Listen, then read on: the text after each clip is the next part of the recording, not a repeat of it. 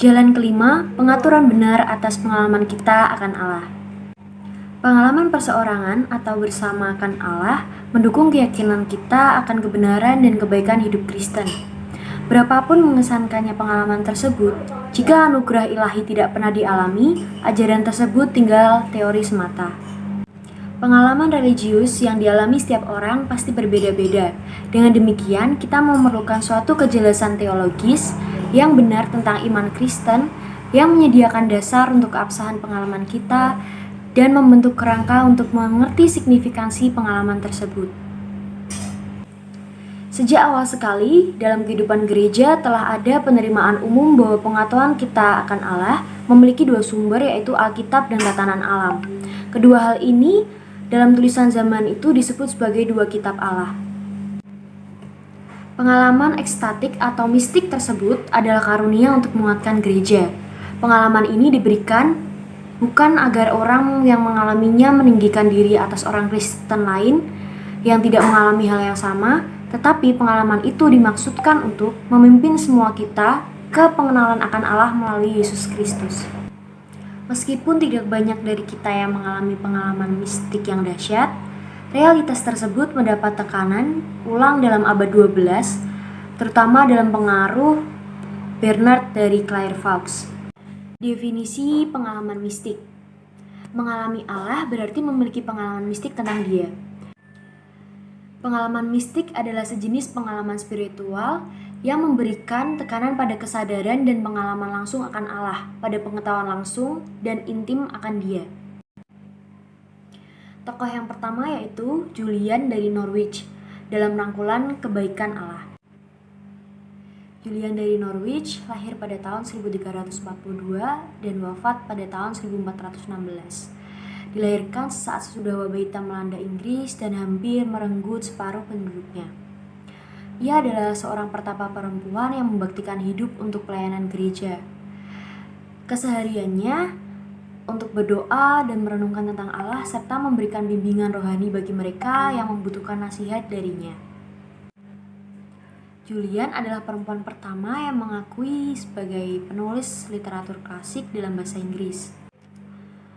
Mulai abad ke-12 terjadi suatu pergeseran yang makin memperhatikan kehidupan Yesus masa di dunia. Sementara kehidupan persekutuan dengan Allah berpindah keluar dari komunitas para rahib dalam biara, devosi baru menjadi lebih bersifat kristosentris dan makin afektif dibandingkan ungkapan kekristenan sebelumnya. Pengalaman Julian tentang Allah.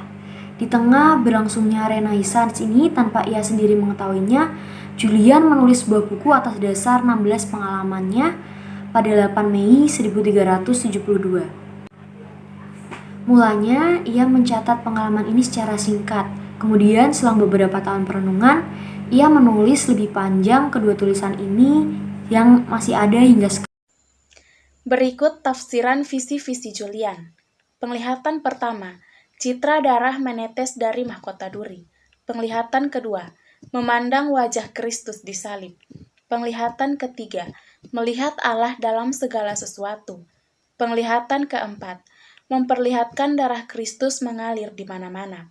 Penglihatan kelima, mengajarkan kita bahwa Allah menggunakan sengsara Kristus untuk menaklukkan si jahat. Penglihatan keenam, menolong kita mengerti pentingnya ujian dan penderitaan serta kebahagiaan yang akan kita nikmati di sorga. Penglihatan ketujuh, kunci untuk mengerti kepastian keselamatan yang semua kita dambakan. Penglihatan kedelapan, terpusat pada Kristus disalib di tengah saat sengsara menjelang kematian. Penglihatan kesembilan, kesadaran tentang betapa bahagianya Kristus ketika kita mengerti dan menghargai penderitaan dan sengsaranya. Penglihatan ke-10, mengungkapkan sukacita Kristus menderita demi kita. Penglihatan ke-11, membuat Julian meninggikan Maria. Penglihatan ke-12, mengajarkan kita bahwa setiap jiwa yang rindu Kristus dan ingin menemukan Dia harus melalui Maria. Penglihatan ke-13, meliputi penebusan dosa dan penderitaan. Penglihatan ke-14, menjawab pertanyaan mengapa berdoa. Penglihatan ke-15, mengajarkan kita untuk mengembangkan kesabaran dan menanggung penderitaan. Penglihatan ke-16, mengajarkan kita agar memiliki keyakinan keselamatan. Dampak tertinggi dari 16 penglihatan ini menolong kita belajar bagaimana menolak si jahat dan untuk kita mendekat kepada Allah. Melalui proses 16 pengalaman ini, Julian melalui suatu reorientasi spiritual dan pencerapan yang menolongnya mengerti Allah dan realitas. Penglihatan Julian yang ke-14 tentang doa sebagai memulihkan kelenturan jiwa sungguh menggambarkan pengalaman Julian. Julian memiliki keyakinan yang berakar dalam kebaikan Allah. Ia dapat mempercayai kehendak Allah sepenuhnya, sebab kehendak Allah lah yang terbaik baginya. Julian menunjukkan suatu roh dan keyakinan akan kebaikan Allah. Penglihatan ke-11 tentang pemuliaan Maria dan ke-15 yang mengidealkan penderitaan terkesan lebih mencerminkan pengaruh pemahaman abad pertengahan daripada didukung oleh Alkitab. Hal-hal ini adalah sedikit keberatan terhadap suatu karya yang mengundang kita memasuki hubungan kasih dengan Allah semesta alam yang maha dahsyat itu. Fox memberikan 7 langkah dasar yang progresif untuk mengerti pengalaman kita akan Allah. Yang pertama, setiap orang Kristen sejati memiliki pengalaman langsung tentang Yesus. Yang kedua, pengalaman ini paling jelas dimengerti dengan menghubungkannya ke peristiwa-peristiwa dari Alkitab. Yang ketiga, pengalaman ini hanya meneguhkan bimbingan yang sedang terjadi, tetapi juga memberikan wawasan baru sambil kita menjalani kehidupan. Yang keempat, Alkitab mengajarkan kita bagaimana menghubungkan pengalaman tentang Yesus yang historis dengan bimbingan dari Kristus dalam hati. Yang kelima, dengan mengidentifikasi diri dengan Yesus, kita masuk ke dalam penderitaannya dan mengerti pengalaman penderitaan kita dalam hubungan dengannya. Yang keenam, komunitas dan iman lebih penting artinya daripada tradisi religius. Yang ketujuh, semua wawasan dan pengalaman ini memimpin kita ke dalam kasih murni akan Allah. Dalam hal ini, Jurgen Fox menekankan pentingnya mengalami hadirat Allah secara nyata. Pengalaman ini mengokohkan kepercayaan Fox bahwa setiap kita perlu memiliki pengalaman yang real dan vital akan Allah melalui Yesus Kristus. Dalam setiap kesempatan, pengalaman Yesus Kristus akan membuka misteri tersembunyi tentang Allah dan tentang hidup kita. Hal ini dinyatakan Yesus adalah pembuka pintu dengan kunci surgawi, dan melalui Yesus Kristuslah kita diberi masuk. Fox juga menuliskan bahwa mengikuti terang Kristus membawa wawasan baru ke dalam persekutuan kita dengan Allah. Wawasan ini diperoleh sambil kita belajar mengasihi Allah dan kasih kepada Allah. Ini membawa kita ke dalam kesatuan lebih dalam dengannya.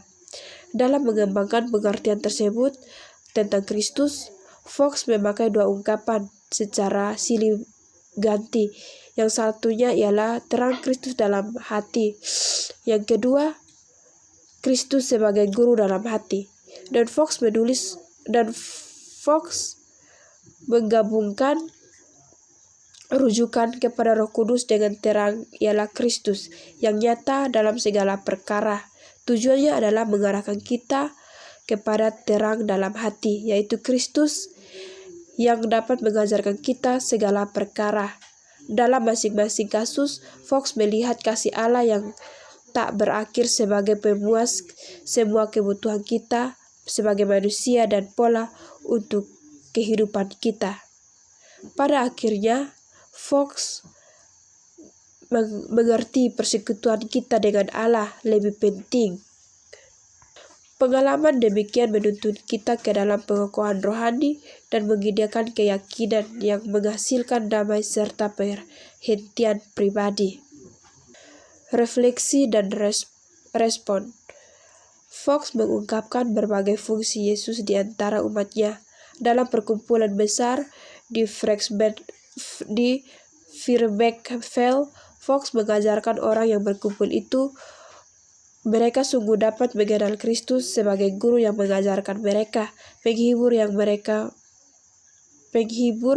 membimbing mereka, gembala yang mengenangkan mereka, penghibur yang membimbing mereka, uskup yang mengarahkan mereka, dan nabi yang membukakan misteri-misteri ilahi. Dengan demikian mereka mendapatkan pemimpin yang mereka nantikan, yaitu Yesus Kristus.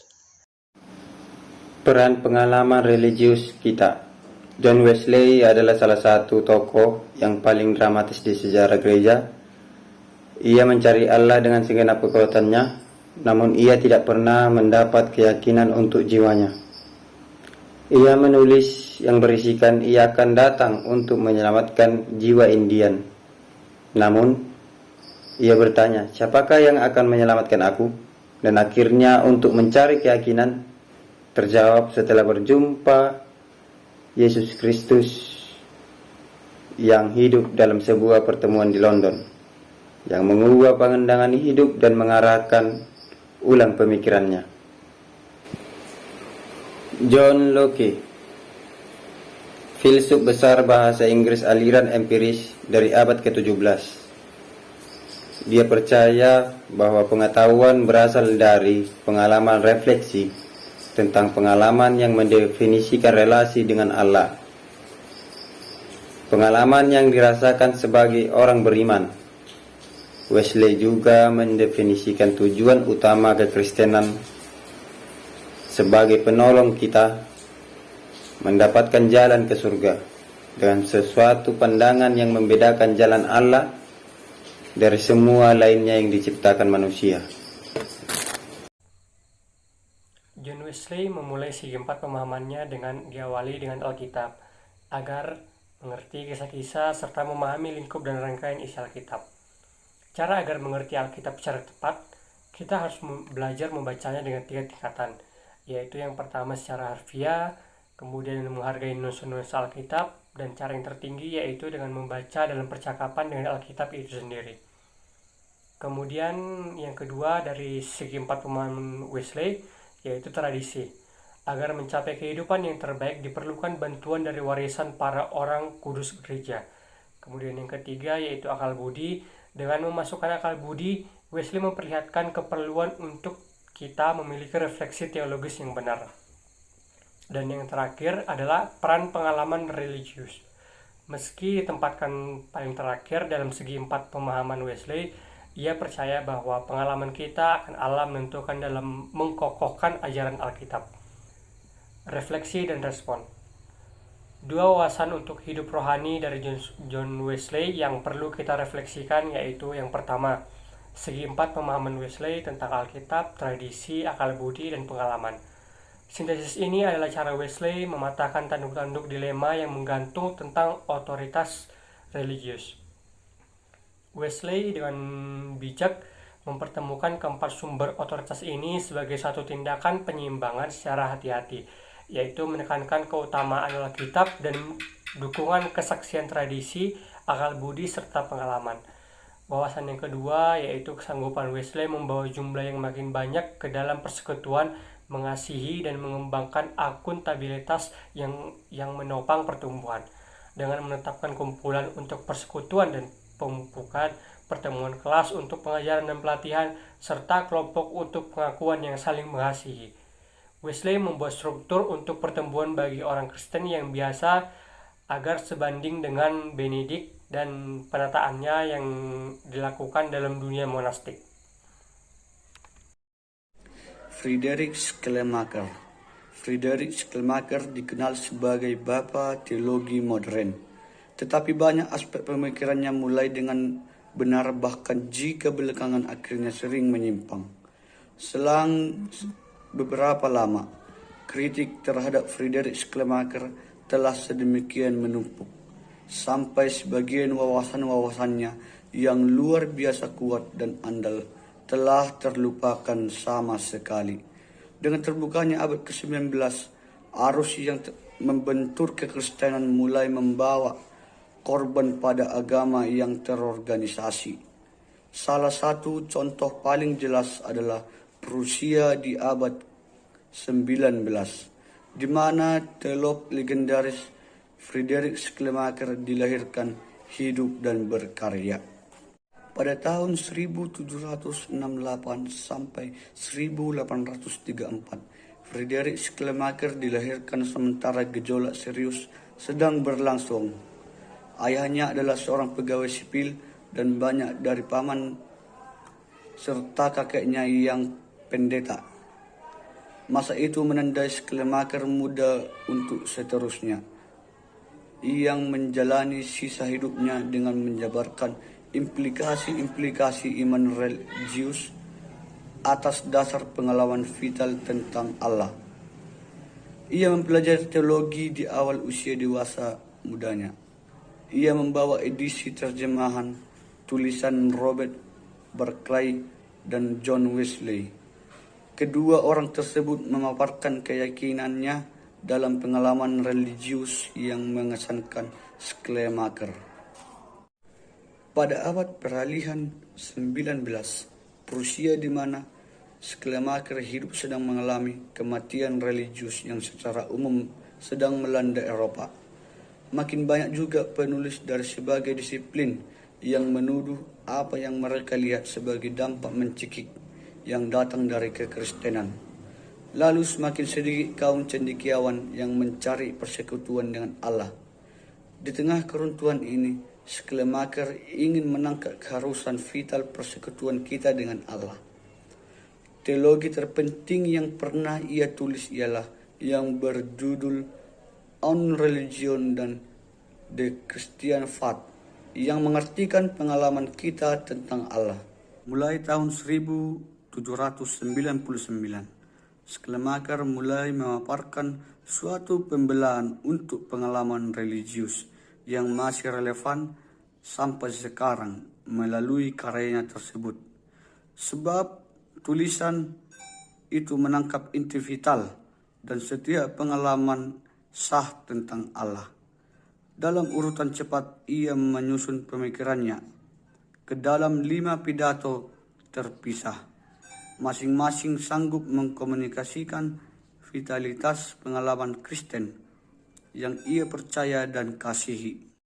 Pengalaman universal. 2 pidato pertamanya yang bersifat pendahuluan dan meletakkan fondasi bagi pemikiran utamanya. Pidato ketiganya mulai dengan Schleiermacher memberikan garis besar tentang cara pengalaman religius dimungkinkan untuk setiap orang beriman. Sasarannya memperlihatkan bahwa pengalaman religius batiniah kita dan cara kita mengungkapkan pengalaman religius ini secara langsung mencerminkan pengertian kita tentang kehidupan rohani. Partisipasi kita adalah bentuk luar dari ungkapan religius, membimbing dan membentuk pengertian kita tentang kehidupan rohani. Bagaimana persekutuan iman terbentuk? Schleiermacher membuat pembelaan indah tentang pentingnya gereja yang sejati. Menurutnya gereja sejati ialah yang percaya dan mengajar vitalitas pengalaman religius serta menolong masing-masing kita untuk mengerti pengalaman pribadi kita tentang Allah. Keberadaan komunitas religius bukan suatu yang hakikatnya jahat atau baik, tetapi norma dan alami. Schleiermacher memperlihatkan sebagai cara spesifik komunitas iman menolong kita mengerti pengalaman kita akan Allah melalui bicara, mendengar dan beribadah bersama. Kita sanggup berbagai pengalaman kita akan Allah dan mendapatkan wawasan lebih jauh dengan menerima apa yang orang lain bagikan. Dalam tekanannya ini, Schleiermacher menganjurkan suatu komunitas di mana agama sejati adalah saling berbagai antara mereka yang setara yang mengalami Allah. Mengapa komunitas iman penting? Pada akhirnya Schleiermacher mendukung keunggulan kekristenan di atas semua agama lain. Sebab kekristenan menyediakan penjelasan terbaik untuk mengerti peran pengalaman kita akan Allah. Dalam setiap kasus, kita rentan kepada penafsiran manusia yang dapat mengacaukan pengertian kita, pengalaman kita akan Allah dalam karyanya The Christian Faith. Karya ini kaya dan rumit, serta menyajikan suatu pembalikan terhadap tulisan Calvin Institutes of the Christian Religion. Ia mengembangkan sistem penafsiran yang terinci dan mendemonstrasikan peran setiap aspek kehidupan Kristen kita dengan menolong kita mengerti pengalaman kita akan Allah. Kesalehan adalah jalan untuk mengerti semua pengalaman ini dan mengalami kesalehan yang sempurna terjadi melalui perasaan ketergantungan kita secara mutlak pada Allah. Refleksi dan respon. Begitu banyak julukan dapat diberikan kepada Friedrich Schleiermacher. Apa teologi Protestan modern? Profesor terhormat di Universitas Berlin, penulis yang terhormat, pengkhotbah populer, dan mungkin paling utama, apologet untuk pengalaman kita tentang Allah. Dalam kuliahnya di Universitas Berlin, ia mengaitkan hampir semua cabang teologi dan filsafat, etika, sejarah filsafat, sejarah gereja, psikologi, logika, metafisika, politik, studi perjanjian baru, teologi dogmatika dan praktika, pedagogi, estetika, dan banyak lagi lainnya. Seabad kemudian William James berusaha melakukan hal sama kepada para cendekia Amerika dalam bukunya Farage of the Religious Experience. Schleiermacher membalikkan cara kita mengetahui apa yang ia coba lakukan untuk skeptis dalam On Religion. Ia coba lakukan untuk orang beriman dalam The Christian Faith. Selang beberapa waktu, banyak yang mempertanyakan keortodokan Schleiermacher dalam pokok-pokok kunci, bahkan menyebutnya sebagai bapa liberalisme modern. Mungkin benar, namun demikian, apabila saya mempertimbangkan pelayanannya selama 25 tahun di Gereja Tritunggal Berlin, khotbahnya yang menyentuh, doanya yang penuh semangat, dan ribuan orang yang antri di jalan-jalan kota pada kemauannya, saya tidak dapat mengelak dari pengalaman vitalnya akan Kristus. Di pihak lain, Schleiermacher mulai secara antropologis dengan bagaimana kita secara manusia memahami pengalaman kita akan Allah. Mungkin ia tidak dapat melakukan dengan cara lain, sebab mereka diajaknya berbicara tidak menyambut atau menerima baik Alkitab atau tradisi Kristen sebagai sumber otoritatif untuk pengetahuan manusia. Saya masih bertanya-tanya jika dengan memulai dari pengalaman religius, Schleiermacher secara tidak sengaja akhirnya telah meringankan keyakinan seluruh generasi yang mencari persekutuan yang bermakna dengan Allah. Merasa bahwa Schleiermacher telah menurunkan teologi ke jalan potensi manusia dengan mengorbankan realitas, keagungan, dan anugerah Allah.